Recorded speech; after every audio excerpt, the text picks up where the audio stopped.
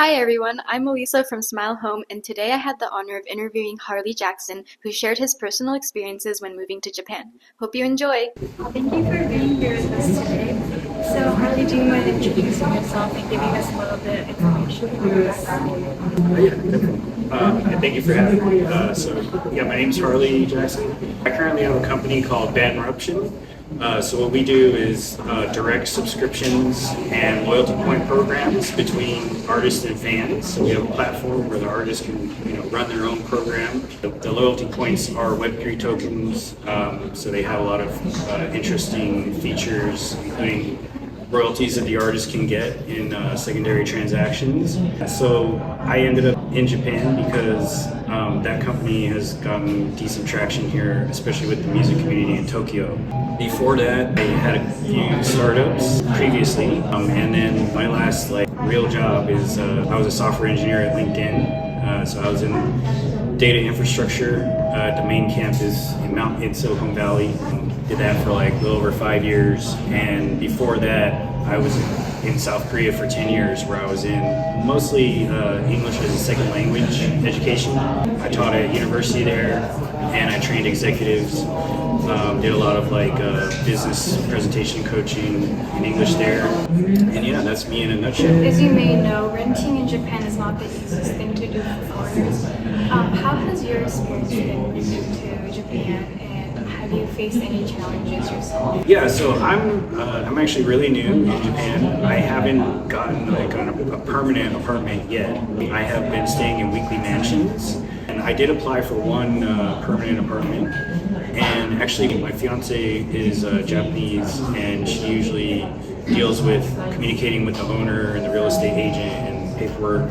So I'm not exposed to that barrier. My language skill is beginner level in Japanese, although I am studying every day, trying. We did actually get denied from one application.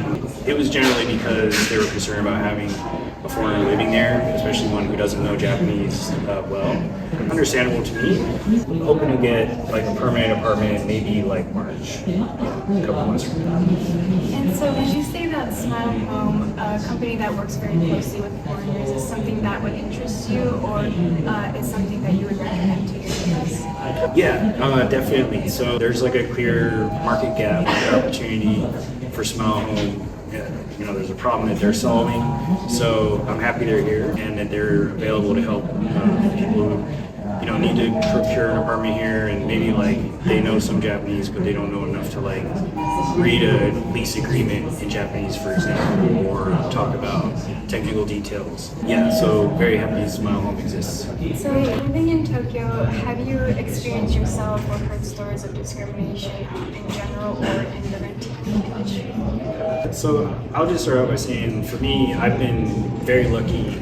I haven't firsthand experienced any kind of discrimination, to my knowledge, in Tokyo. I know sometimes there's language issues. I'm pretty much a beginner in Japanese, so if it comes to talking about any adult topics, such as business or renting, I'm not very functional there. I can talk about my favorite food, stuff like that. So I'm a kid. But yeah, outside of that, of course I've heard stories. I did spend 10 years living in South Korea in my past. This was all as an adult. This was for my 20s and 30s. Definitely had a lot of situations while living in South Korea because I had 10 years to have the chance. So I'm also already familiar with this. I do think if someone's going to move to Japan, it's better to know as much Japanese as possible. As for me, I started learning Japanese language late in life, and also I'm just not talented in language. But yeah, I've heard stories people not being able to even apply for an apartment if they're a foreigner. Sometimes there are being situations where if they apply, but then it turns out they're a foreigner. Maybe the rent's more.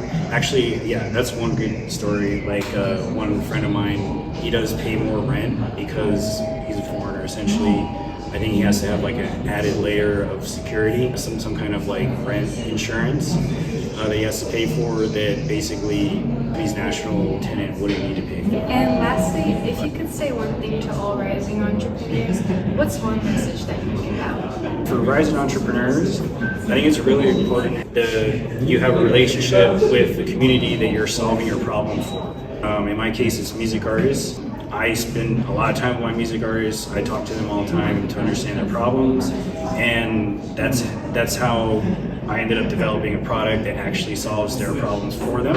And I think that generally speaking, like if any entrepreneur can do that, you know, make a relationship with the community you're solving problems for, and ideally this community is a group of people that you want to spend a lot of time with because you will have to do that to successfully make a product for them. Thank you for watching. Subscribe for more videos like this and don't forget to like. See you in the next video.